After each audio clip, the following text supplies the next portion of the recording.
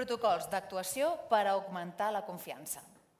Amb la participació, us vaig anomenant d'un en un, de Jordi Roca, cap de projectes de HITS, Sandra Ruiz, cap del Departament de Gestió dels Riscos d'Inundació de l'Agència Catalana de l'Aigua, podeu anar pujant si voleu, sí, i tant, i Sergio Delgado, subdirector general de Programes en Protecció Civil.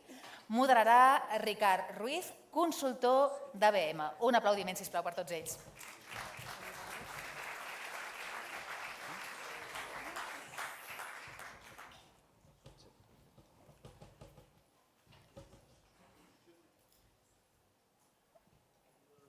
Doncs bon dia. Després de les diferents intervencions que hi ha hagut anteriors, toca, com bé ha dit, a la taula rodona protocols d'actuació per augmentar la confiança. De forma molt resumida, què intentarem? Intentarem fer una passada a valorar les mesures, accions que cal prendre davant de possibles emergències i sobretot durant un possible risc. En aquest cas, puntualitzarem una mica amb el risc d'inundació. Tots som conscients de la realitat climàtica actual, que fa que tinguem un temps molt canviant, possibles onades de calor de llarga durada, pluges intenses, que fa que hi hagi unes crescudes de cursos fluvials sobtades, i tot això, al final, molts dels càmpings de Catalunya es troben instaurats en entorns naturals sensibles, alguns d'ells en zones inundables, per la qual requereix una prevenció, una planificació rigorosa i uns mecanismes i protocols clars. En aquesta taula analitzarem quins procediments són imprescindibles pel sector del càmping en el marc del que engloba els plans d'autoprotecció i la coordinació, sobretot en protecció civil, quins mitjans i eines tenim actualment a disposició dels càmpings, tota la informació necessària per identificar els riscos i quines condicions de risc pot tenir les diferents activitats i a més dels possibles sistemes d'alerta primerenca. Els sistemes d'alerta primerenca que farem una pinzellada de la seva implantació i el seu funcionament. Bàsicament, l'objectiu d'aquesta taula és compartir informació i experiències amb experts que ja els han presentat. Per tant, si no, vaig una mica ja directament al gra i atacar un dels blocs. Si voleu intervenir, ja podeu intervenir quan vulgueu, de forma lliure, en qualsevol tema que toquem. Tocarem primer un bloc, els protocols i la gestió. Tenen un paper clau en la resposta a les emergències. Permeten actuar de manera ràpida, coordinada i segura. De forma molt resumida, diu què s'ha de fer, qui ho ha de fer i com s'ha de fer. En aquest cas, Sergio, expert, evidentment, en protecció civil. Quin és el paper i objectiu dels protocols d'autoprotecció que cal establir, en aquest cas, en les activitats de càmping? Bé, bon dia a tothom, primer, Ricard i els companys, Sandra i Jordi. Bé, sobre els protocols d'actuació, jo crec que un element important que hem de tenir en compte, i enllaço també amb la ponència que ens feia l'inspector en cap del GRAF de bombers, en Marc Castellnou, hem de tenir en compte que aquests protocols d'actuació estan o els hem de visualitzar o estan definits en el marc de la competència i del sistema de protecció civil. Per què? Perquè aquest sistema de protecció civil, aquest sistema de preparació i resposta a emergències té tres elements: l'administració pública,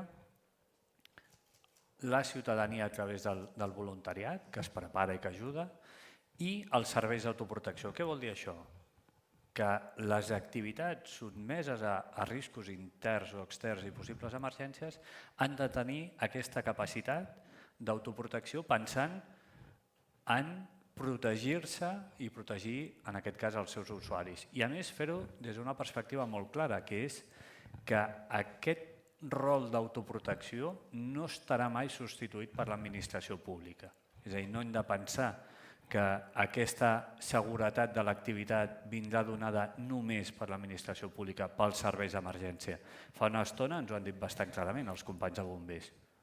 Hi haurà escenaris que no tindran aquesta capacitat d'arribar a donar resposta. Per tant, l'autoprotecció està en aquest sistema des del punt de vista de la responsabilitat de l'activitat amb si mateixa i amb les persones que estan sota la seva responsabilitat. Per tant, aquest és un primer objectiu.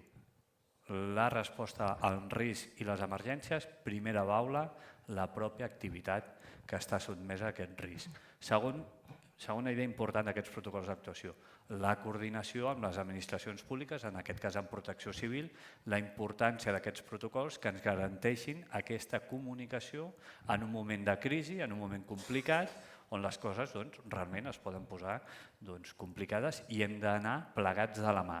Aquest anar plegats de la mà a l'emergència també anem plegats abans, per això estem aquí, l'administració pública per aquest acompanyament, aquesta preparació conjunta i que de ben segur estem fent i farem.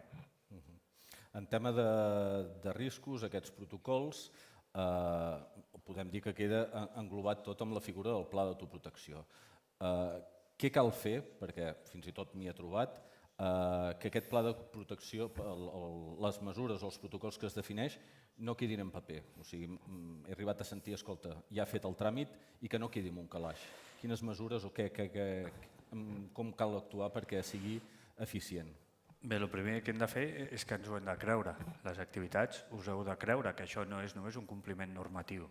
Mira, si fos només això, doncs mira, rai, però és que és realment necessari. Per tant, ens hem de creure, us heu de creure que necessiteu escriure en un element documental quins riscos teniu, quines emergències es poden produir i com les heu d'abordar en el marc de la vostra responsabilitat i en aquest escenari em puc trobar que m'hauré de fer, permeteu que ho digui així, jo mateix, perquè l'administració no tindrà temps d'arribar al minut 1, ni al 5, ni al 10, ni potser en una hora. Per tant, ens ho hem de creure. I aquest creure-us-ho és formar a la nostra gent, a la vostra gent, internament, formar-la internament.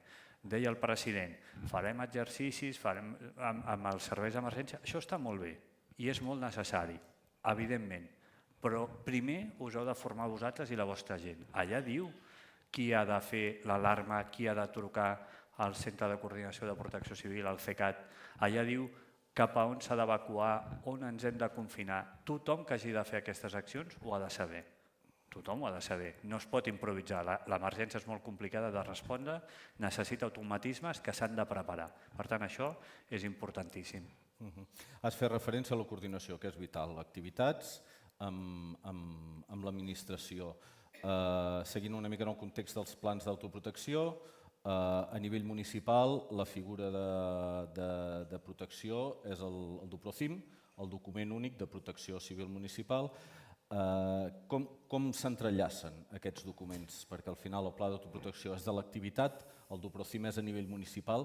Quines coordinacions o enllaç hi ha d'haver-hi entre aquests documents? Sí, en el cas dels càmpings que estan afectats per risc d'incendi forestal o per risc d'inundació, es declaren d'interès per la Generalitat, per Protecció Civil de la Generalitat, el que vol dir és que la figura, l'administració d'interlocució i de coordinació és la Generalitat i en aquest sentit és el Pla Inuncat. Dit això, això no obvia que els càmpings com a activitat situada en el terreny, a més simbòlica i materialment, hagin de tenir aquesta coordinació amb els municipis. Però en tot cas, el que marcarà l'estratègia general en una situació de risc o emergència i per tant també en la fase de preparació serà la Generalitat de Catalunya. No obstant, nosaltres considerem molt positiu que hi hagi aquesta interlocució amb els municipis. En tot cas, no hem d'imaginar que el pla d'emergència d'un càmping, el pla d'autoprotecció d'un càmping, connecta amb el pla de protecció civil municipal, connecta amb el pla de la Generalitat que a la vegada està coordinat amb el municipi. És una triangulació, però en aquest cas sou activitats que l'estratègia la definirà sempre la Generalitat de Catalunya. Ara que parlem dels DUPROCIMs, m'ha vingut al cap, entenc que igualment que els càmpings estan fent els deures i estan redactant els 100 plans d'autoprotecció, els DUPROCIMs, entenc jo que també els municipis n'estan elaborant, n'estan redactant. Jo dic en el cas de fa, per exemple, un parell d'anys, que redactant un pla d'autoprotecció, l'evacuació del pla d'autoprotecció era en un centre de trobada a nivell municipal, que era el pavelló, però donava la casualitat que el pavelló estava en zona inundable. i no hi havia cap document, el Duprocim, que ho identificava tot això. S'està treballant en aquesta línia també? Si han definit un centre d'acollida en zona inundable per una inundació, ho hem fet malament. Espero que fos allò... Jo ho sabia que la flor no fa estiu. perquè poder s'havien actualitzat estudis i poder no s'havia fet l'actualització que tocava. Encara aquesta pregunta no me l'havia preparat. Me l'ha fet així improvisat, però bueno, l'entomo. És bona, no? Sí, és bona. A veure, hi ha el que deia abans, és a dir, això és un sistema.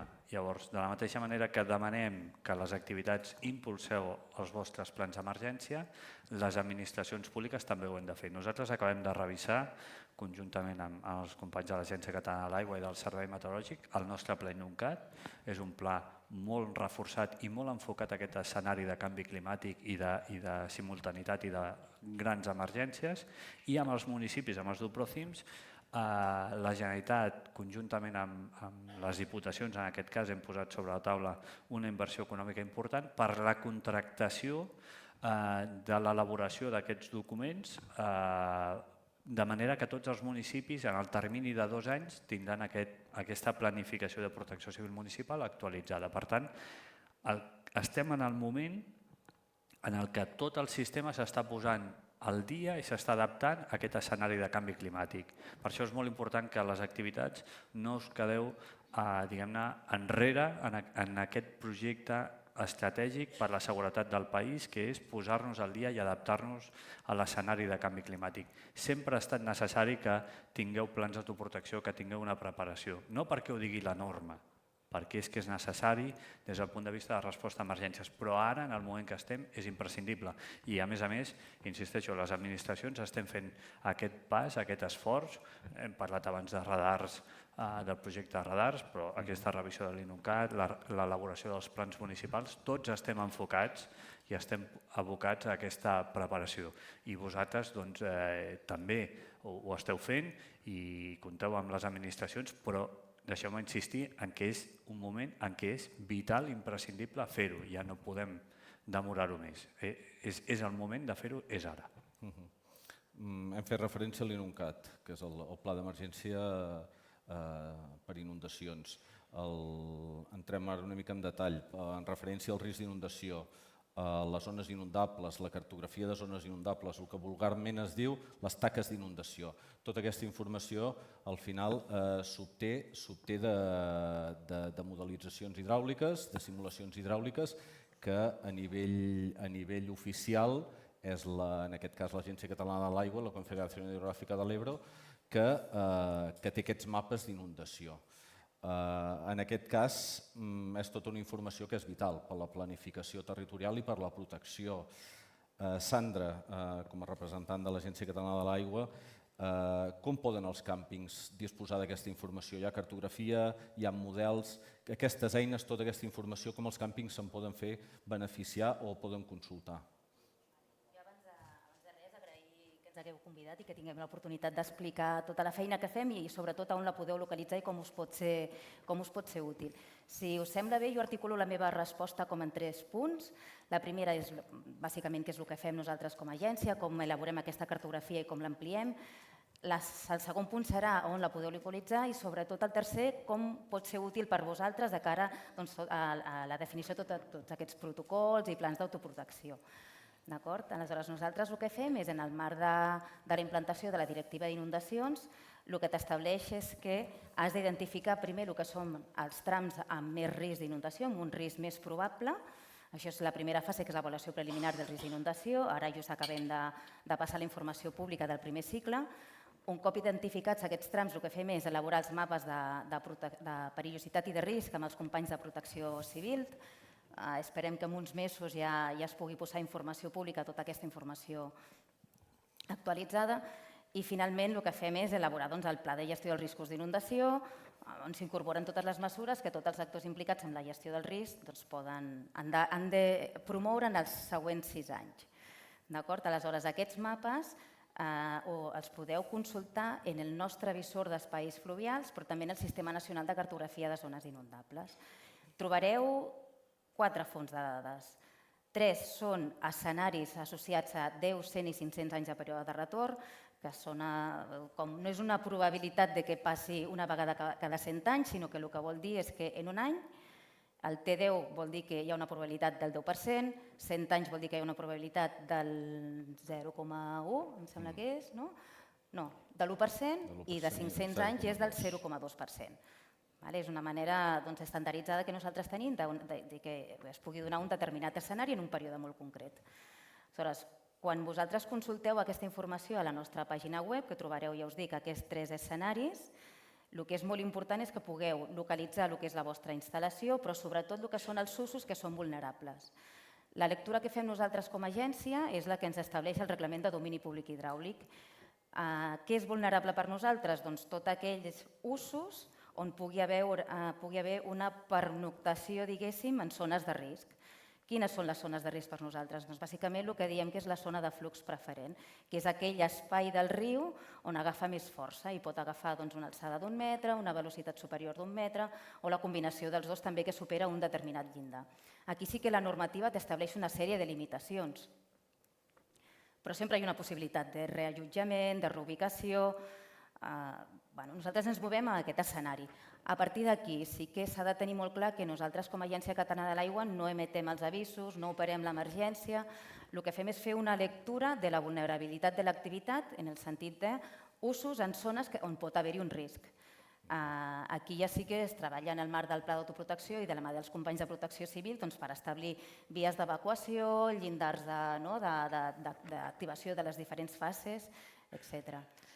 I aquesta cartografia que us deia que fem en el marc de la Directiva d'Inundacions, el que fem és actualitzar-la cada 6 anys i l'ampliem, però a més, fruit de l'acord de govern de 5 de novembre de 2024, que es va promoure fruit de la Dana de València, sí que va haver-hi un encàrrec a l'Agència Catalana de l'Aigua que ampliés la cartografia de zones inundables i és el que ara mateix estem fent. A les conques internes de Catalunya tenim un contracte que el que està fent és delimitar aquests mapes per a totes aquelles lleres de primer i de segon ordre que travessen nuclis urbans de més de 1.000 habitants i ara estem elaborant un contracte per poder ampliar aquests càlculs a tota Catalunya fins a municipis de 500 habitants, però que també incorpora totes aquelles activitats de càmping que avui dia no tenim cartografia de zones inundables i això, en principi, ho assumirem sobretot per donar compliment a el que és el decret de càmping, de permetre aquest desplegament que ens ajudi a fer una diagnosi sobre quina és la situació actual i establir quin és el full de ruta per a cada un de vosaltres. Parlant en referència a això, per exemple, hi ha moltes vegades algun càmping que es posa en contacte i diu ostres, és que no surto en el visor. És evident que no m'atreveixo a dir els quilòmetres de cursos fluvials que tenim a Catalunya, però és una bestiesa. Des de l'ACA s'han anat estudiant, s'han començat per les conques principals i els seus afluents. Entenem que tots aquests estudis es van actualitzant perquè al final també queden obsolets, hi ha noves tecnologies, hi ha actualitzacions de programaris i es va ampliant tot aquest territori. Això en el marc del que és l'ampliació de la Directiva d'Inundacions és això, són cicles de 6 anys i nosaltres cada 6 anys fem una mirada del que ja tenim publicat per veure si efectivament ha quedat desfasat per la realitat actual i a més ampliem en aquells trams que són de risc. Sí que volia fer una mica incís en que la normativa europea no t'obliga a fer, no ens obligava com a organisme de conca a tenir una cartografia de zones inundables de tots els cursos. El que sí que ens exigia era identificar aquells trams que hi havia un risc més elevat i fer-ne aquests mapes de risc d'inundació.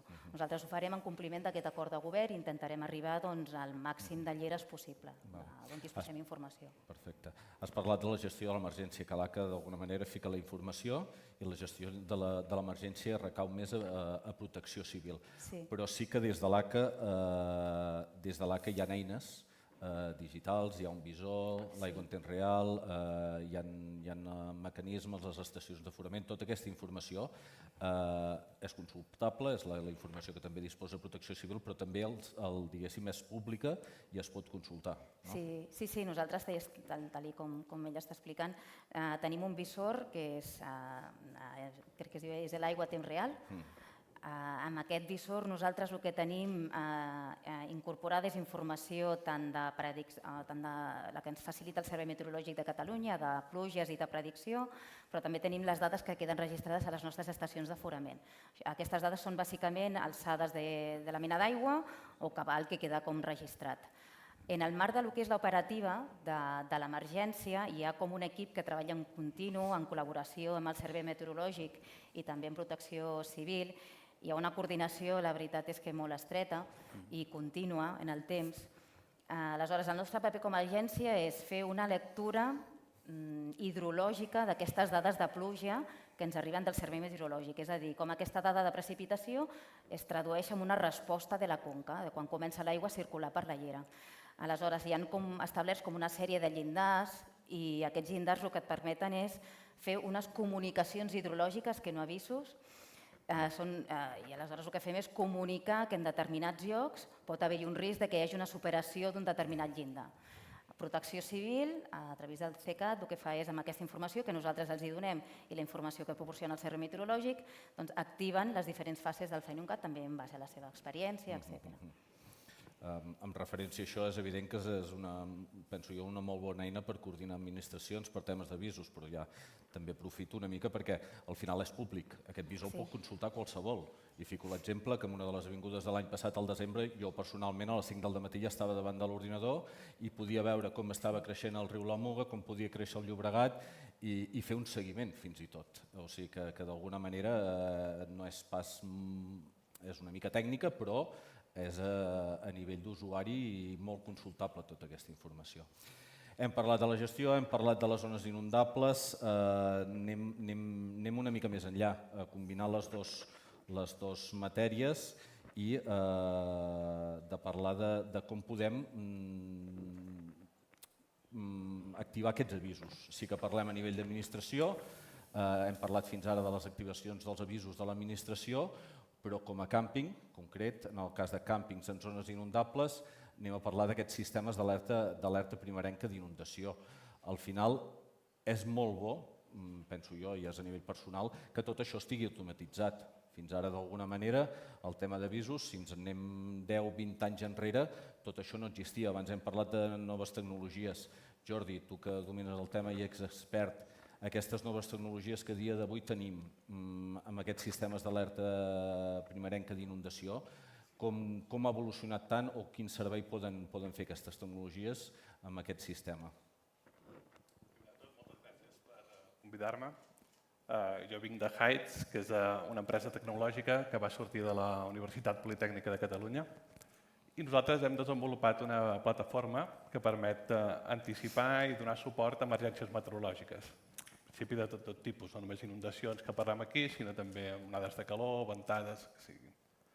Llavors, els sistemes d'alerta per inundació són una ajuda molt rellevant, en el sentit que és algú que està atent constantment a què està passant. Té moltes fonts de dades, aquestes que esmentava la Sandra ara, dels aforaments, a quin nivell està el riu, què està plovent a través dels pluviòmetres. Els radars meteorològics, que els hem mencionat, és una eina molt important perquè sabem en el creixement dels rius és molt important a quina conca cau l'aigua i això el radar meteorològic en la seva dimensió espacial ens ho pot donar. I com esmentava el senyor Botanegra al principi, nosaltres esperàvem amb candeletes aquests, que encara els esperem, aquests radars per a l'Alt Pirineu, perquè tradicionalment aquesta zona ha estat mal coberta pels radars, doncs ara per fi tindrem bona cobertura en aquest. Llavors, després del radar permet veure que està plovent i pot permet veure què passarà d'aquí poc. I més enllà hi hem d'anar a dies a futur o fins a 10 dies a futur hem d'anar als avisos del servei meteorològic o els models meteorològics. Tot això està incorporat en la plataforma. I això el que ens permet és aquest risc que té el càmping, doncs molt bé, el càmping està en zona inundable, però tots intuïtivament sabem que no és el mateix si estem en un context de sequera, hi ha una previsió d'anticicló, doncs el risc és molt baix, sempre pot passar una cosa sobtada, però sabem que el risc és molt baix. I si estem a les portes d'un temporal com el Glòria, que porta dies anunciat, que se sap que serà generalitzat, doncs el risc és molt alt. Clar, entremig d'aquests dos extrems hi ha infinitat de situacions que, clar, no són tan fàcils de distingir, i aquí és on ens ha d'ajudar a tenir un sistema automàtic que està vigilant i que ha estat preparat prèviament. Perquè aquí, clar, s'ha d'esmentar que el càmping està en un lloc molt concret i no en cap altre. No està en aquella conca, no la del costat. La situació d'un càmping i el que està 5 quilòmetres més enllà doncs pot ser completament diferent. Llavors, hi ha una feina prèvia de personalitzar el sistema per aquest canvi. S'han de fer estudis i això es fa en el marc del pla de protecció, a veure què necessitem i fent servir la informació que proveeix l'ACA, de dir fins on està previst que arribi l'aigua i tot això. Llavors, tornant a les noves tecnologies, les noves tecnologies ens ajuden molt, sobretot a l'automatització, i aquestes plataformes òbviament no són més per càmpings, sinó el que hem desenvolupat té diversos nivells, tant estatal, regional com municipal. Per posar l'exemple, tant el CECAT com l'ETR de l'ACA són fets amb aquesta tecnologia i que a nosaltres ens és molt fàcil comunicar amb els sistemes locals, tant a nivell de municipi com a nivell de càmping. I per enllaçar amb el que parlaven els companys abans de la intel·ligència artificial, la intel·ligència artificial ens ha d'ajudar molt, però és una cosa complementària. I almenys en aquests 3-5 anys que feia la previsió el company, perquè més enllà vés a saber, el que podem aspirar és que la intel·ligència artificial ens doni millors previsions, que ens ajudi a interpretar millor, però el que no farà, almenys de moment, és prendre les decisions. Les decisions les ha de prendre un humà i hi ha d'haver un responsable. Situant-nos en casos pràctics de càmpings, el sistema d'alerta primerenca, quina experiència, quina rebuda ha tingut? Actualment el vostre sistema ja està implantat en diferents càmpings. Quina ha sigut la resposta? Nosaltres portem la versió comercial d'aquest sistema des de l'any 2021. Actualment tenim uns 30 càmpings, encara estem fent de nous, i abans de l'estiu han de ser 35. I en general l'acceptació és bona. Clar, hi ha una mica de trampa perquè la gent que ens arriba, hi ha gent que ja està conscienciada que hi ha un risc d'inundació, ja han reflexionat sobre això. I normalment la gent està contenta amb les funcionalitats que té l'eina, que l'eina està ben treballada. I la part negativa sol ser les falses alarmes. És que m'ha avisat i no... Aquí, com deia, es fa una feina prèvia pel teu càmping, com definim les alertes, i sempre caldrà pel cantó de la prudència. Sempre tenir una falsa alarma. S'han d'ajustar i els plans d'autoprotecció preveuen revisions i que es puguin ajustar les coses, però hem d'admetre que sempre hi haurà una part de falses alertes. Estem puntualitzant-ho molt amb el sector del càmping, els plans d'autoprotecció, un sistema d'alerta primerenca particular pel càmping. Però ja n'has fet una mica d'esment. Tu creus que pot ser replicable? Jo sempre dic el mateix. Portem uns quants anys treballant-hi, ja hi ha implantacions, però el sector del càmping, jo almenys ho he repetit més d'un cop, per mi és pioner, perquè com a activitat i sector sou els que normativament, en cas de risc d'inundació, se us demana tenir un sistema d'alerta primerenca. Per anar més enllà, a nivell municipal, a nivell comarcal, hi hauria la possibilitat, aquest sistema és vàlid, extrapolable en d'altres activitats, en d'altres sectors, amb un zoom més global, a nivell més municipal, comarcal? Totalment. el que li passa a un càmping en inundabilitat no és diferent del que li passi a una altra activitat en el mateix lloc. De fet, entre aquestes 30 implementacions que tenim, ja tenim una indústria en zona inundable i un supermercat també, perquè les afectacions són les mateixes, encara que normativament no estigui tan avançat. I després, el Sergio també ha comentat, entre els diferents nivells de l'administració, cadascú té els seus plans i cadascú té les seves funcions. Nosaltres tenim tant la versió municipal com la versió regional, que tenen funcionalitats diferents perquè hi ha un objectiu de supervisió i no tant de filat en prim, però les fonts de dades són les mateixes, perquè sempre volem totes les dades possibles i les millors previsions possibles. Llavors, el sistema, de fet, existeix i estem treballant per portar-lo a com més llocs millor. I ja estem treballant en que hi hagi aquesta coordinació entre nivells, que el municipi pugui saber quins càmpings han activat el seu pla d'autoprotecció o que a nivell del CECAT pugui saber quins municipis estan actius. Això encara no està implementat, però ja estem treballant en un projecte de recerca amb el fet que en el futur tot estigui com més automatitzat i més coordinat millor. I en aquest punt, Sergio, Sandra, no sé si voleu portar, i una mica amb l'experiència que tenim tots plegats d'aquests últims anys, de la implantació d'aquests sistemes d'alerta primerenca, ho veieu viable? Perquè al final sí que hi ha uns certs càmpings que tenen el sistema d'alerta primerenca, però és que hi ha el nucli urbà al costat, que presenta el mateix risc. I veieu possibilitat o no de que, escolta, no ho dic en el sentit que els càmpings deixin de fer-ho, s'ha d'anar endavant i s'ha d'anar avançant, però veieu possibilitat d'aquests sistemes d'alerta primerenca que els nuclis urbans, els ajuntaments, ho puguin disposar, o sigui alguna cosa més global? Amb permís de la Sandra, agafo la paraula i faig una puntualització. Aquest projecte de Heights va ser impulsat per la Direcció General de Protecció Civil i l'Agència Catalana de l'Aigua com una eina en el marc d'un projecte europeu, que per cert va ser guardonat com un dels projectes europeus més importants, i Heights va fer una feina excelsa conjuntament amb la Universitat Politècnica de Catalunya, i és una gran eina.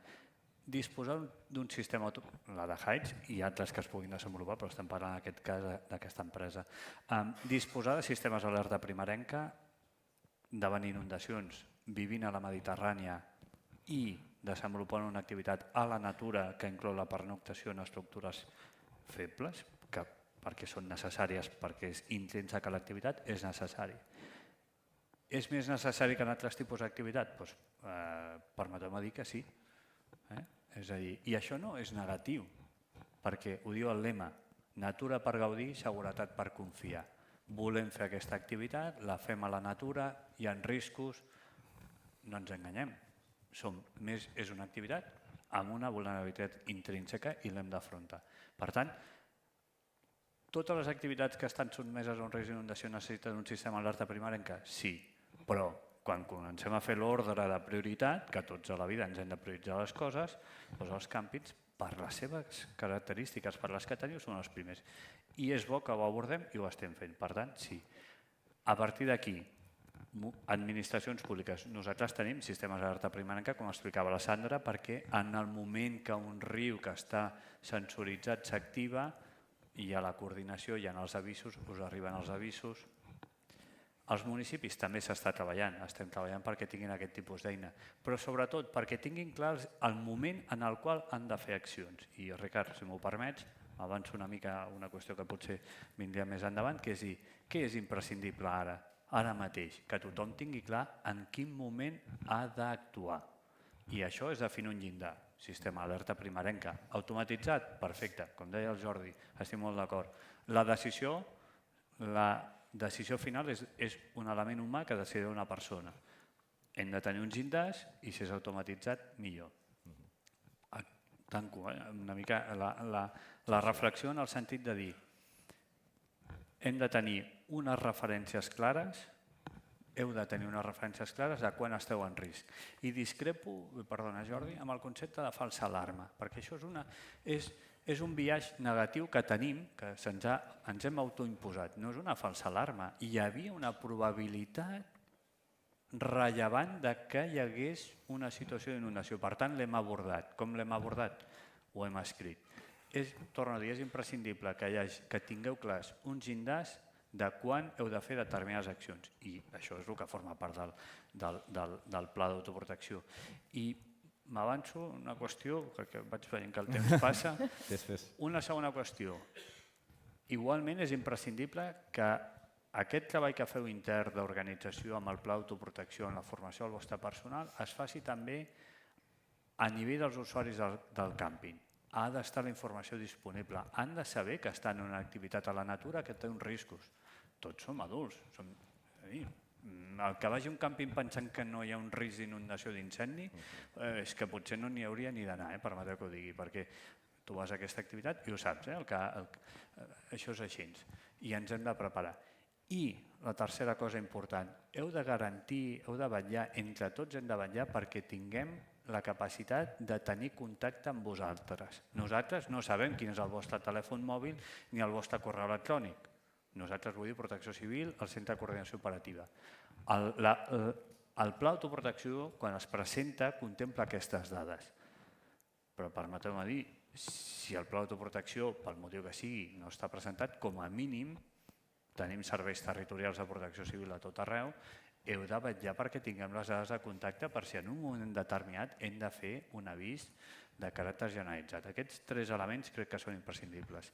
Que tingueu clar, i quan parlem amb vosaltres, la major part ens diu no, nosaltres tenim clar quan hi ha una situació de risc. Perfecte, ho escrivim. Que tothom que hagi d'actuar ho tingui clar i que l'usuari també ho tingui clar. I finalment, que tinguem la capacitat d'estar en contacte en un moment determinat i fins i tot que ens pugueu demanar informació. Quan jo deia abans, sou una activitat d'interès per Protecció Civil de la Generalitat i això vol dir que l'activitat de control l'exercim nosaltres però també l'acompanyament, aquest acompanyament també és això. En un moment determinat tenir informació de dir, escolta, com valoreu la situació des d'una perspectiva global? Nosaltres no podem posar el focus en concret a la Seu d'Urgell, però amb una perspectiva global sí. Aquest contacte ha d'existir. Amb això ens queda encara molt camí, però hem de ser capaços de tenir aquesta capacitat de que tinguem aquest contacte en situacions de crisi que es puguin produir. M'he avançat una mica la pregunta. Molt bé. No sé si vols dir alguna cosa, Sandra. Jo no em veig amb cor de millorar el que ja ha dit el Sergio. Estem molt alineats, o sigui que ha estat perfecte. Queden 5 minuts, no sé si torn de preguntes, perquè nosaltres... Jo dic perquè és que nosaltres aquí tindríem molta corda i no sé si...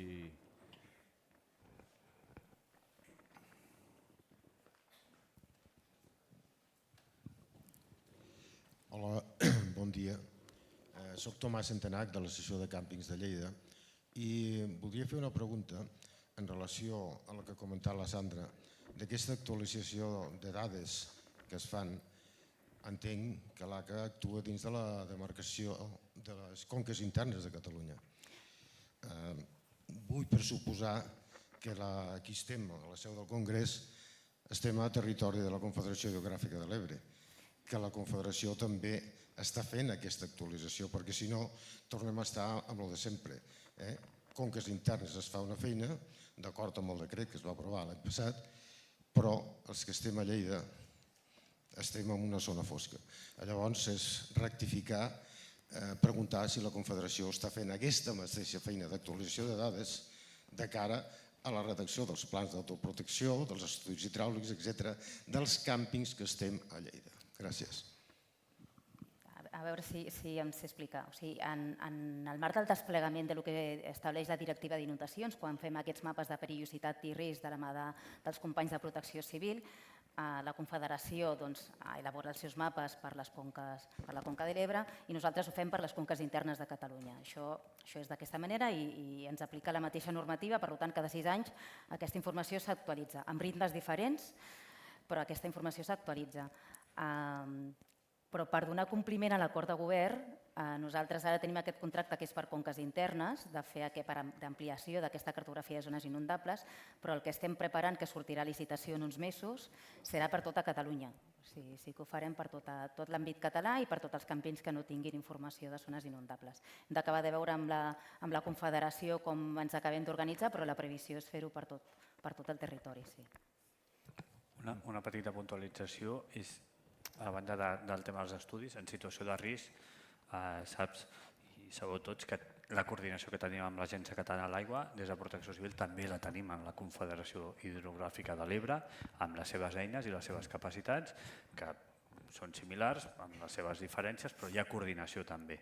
I en aquest cas vull aprofitar el que ha explicat la Sandra per posar en valor, com dèiem abans, l'esforç que estem fent també les administracions públiques. El que ha explicat la Sandra, que es diu molt ràpid, és d'un gran valor de cara a la seguretat de tothom i això està ja en marxa, això és una qüestió que la veurem aviat. I insistir que aquest treball de coordinació el fem també amb la Confederació i de fet interlocutem moltes vegades els tres en situacions de risc i també en temps de pau, diguem-ne. I per puntualitzar una mica amb aquest tema, i Sandra corregeix més, l'actualització que comenta la Sandra, que es fa cada 5 anys, ara toca. Ja l'hauríem d'haver fet, Sí. amb una miqueta de retard, perquè estem fent tota aquesta cartografia addicional. Si tot va bé, abans que finalitzi aquest semestre hauria de començar-se la informació pública. Sortirà la informació pública, sé que em sembla que la Txell sí que ja ho té presentat, i és una mica el que comentava Tomàs, els àmbits són bastant concrets, els de la Confederació Hidrogràfica, els de l'ACA, Déu-n'hi-do, el que s'ha actualitzat, perquè al final també ja fins i tot disposem de models, en algun cas ja s'han demanat i es disposen ja dels models actualitzats, o sigui que ja van per avançat, però que ara sortirà a exposició pública i hi haurà totes aquestes noves cartografies de zones inundables consultable, per dir-ho d'alguna manera.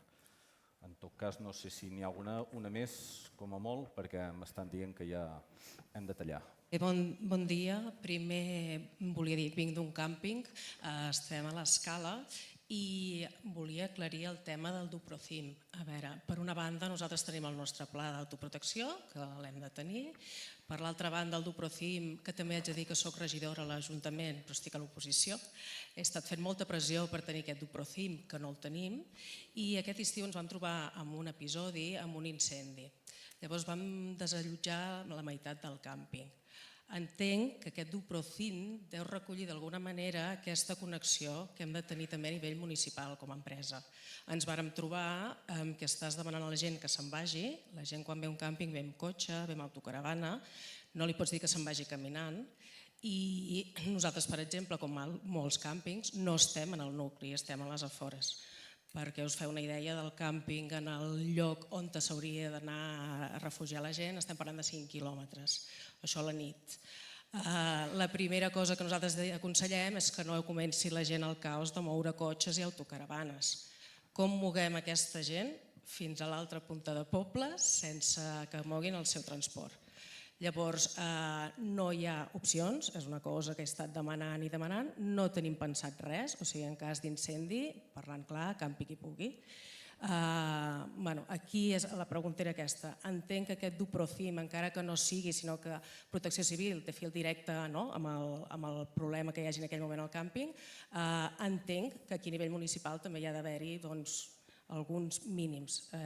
És així? Està dintre del Duprocim? Gràcies. Sí, gràcies per la pregunta. Sí, efectivament, abans ho he explicat, però que sí que ho he intentat explicar. Nosaltres tenim, diguem-ne, el paper general de coordinació, de control d'aquest sector d'activitat, de càmpings en risc d'inundacions i incendis, però ens coordinem amb els ajuntaments i, de fet, no hem entrat en detall del que comporta la tramitació d'un pla d'autoprotecció, però quan vosaltres presenteu qualsevol activitat al pla d'autoprotecció a la plataforma Hermes, automàticament el municipi té la informació i forma part d'aquest procés de tramitació, de manera que té aquesta obligació d'incorporar la informació de les activitats, encara que siguin de l'àmbit de la Generalitat, en la seva planificació de protecció civil municipal. Per tant, sí que ha d'haver-hi aquesta connexió.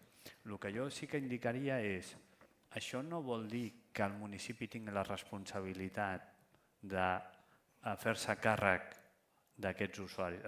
No sé si m'explico, és a dir, evidentment hi ha d'haver una coordinació, però és el titular de l'activitat el que és el responsable d'aquests usuaris. Per tant, hem de buscar la manera, la pròpia activitat ha de ser que de forma proactiva, si el seu espai de referència és un element municipal, s'ha de coordinar, en aquest cas, directament amb el municipi. És a dir, escriure en el pla d'autoprotecció, els enviaré al pavelló, no dic que sigui el cas, al pavelló municipal i si no ho tenim garantit, has dit 5 quilòmetres. Bueno, 5 quilòmetres són molts enmig d'un incendi forestal. Llavors, s'ha d'avaluar bé quina és la mesura en cada cas per evitar el campi equipui que comentaves.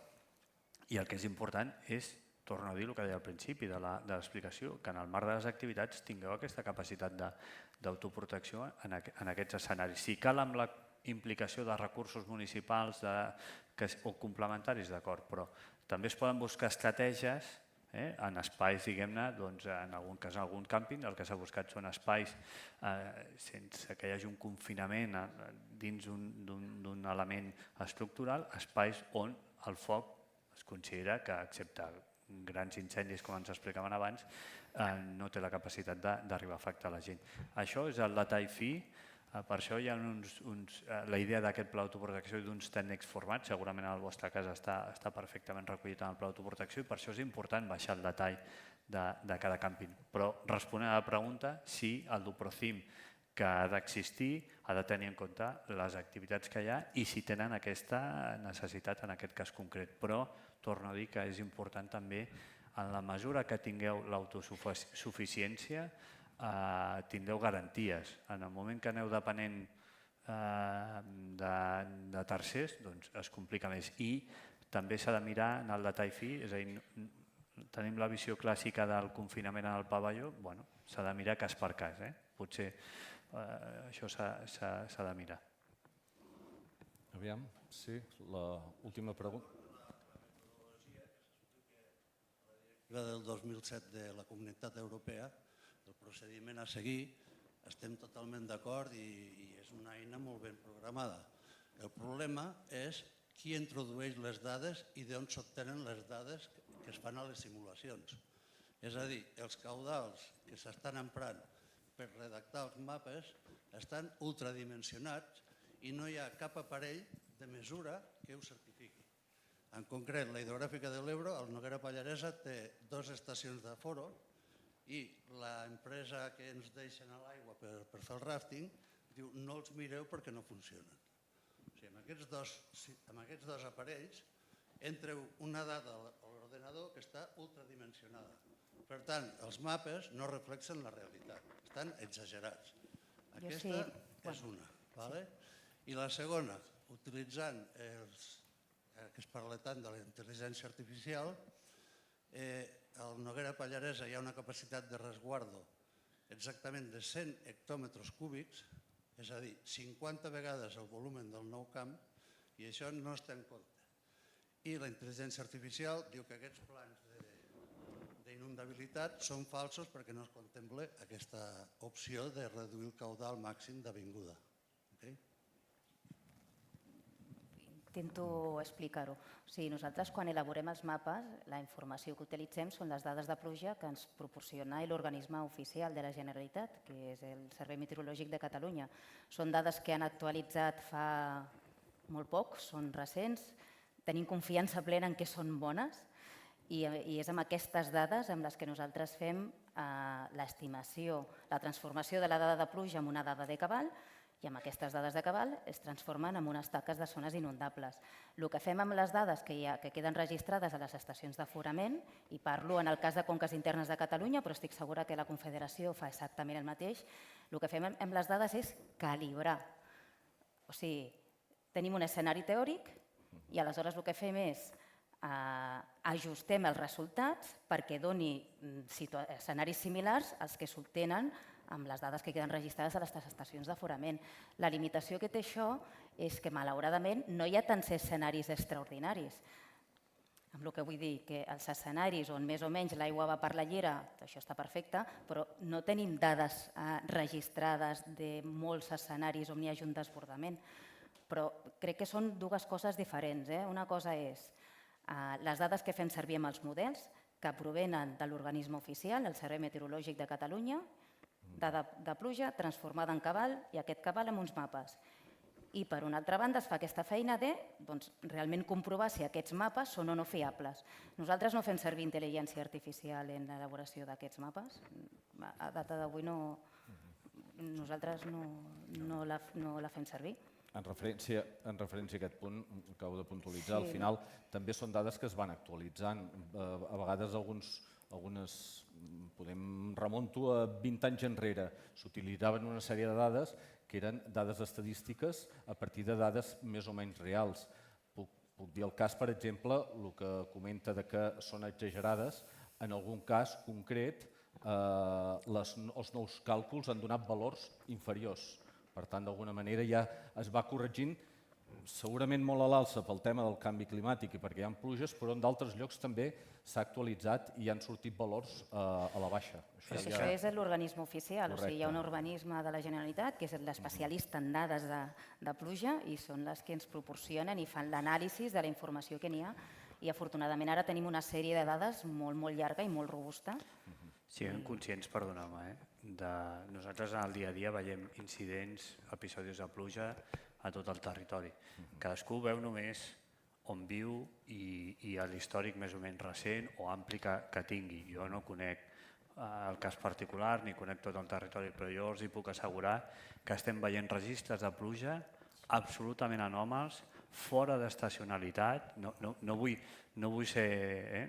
entrar en dramatisme, però siguem conscients. El canvi climàtic no és una hipòtesi, no és només per incendis. Estem veient registres de pluja molt superiors a el que és habitual. Pluges de 60 litres en 30 minuts. 60 litres en 30 minuts. Són cubells d'aigua a sobre, un darrere l'altre. No conec els càlculs, els companys dels organismes de Conca són els experts, però jo sí que els hi puc dir allò fàctico, vist ara fa 4 dies, registres de pluja molt importants. Per tant, de debò, això és una realitat que tenim i l'hem d'abordar. Perdoneu, però ja me diuen que ho hem de tallar. Jo tan sols un últim apunt per tancar i com a resum una mica del que s'ha comentat aquí. Crec que estem d'acord que tenim un repte que és comú i una solució que també ho és de comuna. Protocols pràctics, avisos eficients i una coordinació efectiva amb l'administració. Tot plegat amb l'únic objectiu de reforçar la seguretat de l'activitat de càmping existents, els càmpings existents, i així augmentar la confiança dels clients, consolidar el valor del càmping com a espais segurs i ben preparats. Gràcies a tots els ponents i gràcies als assistents.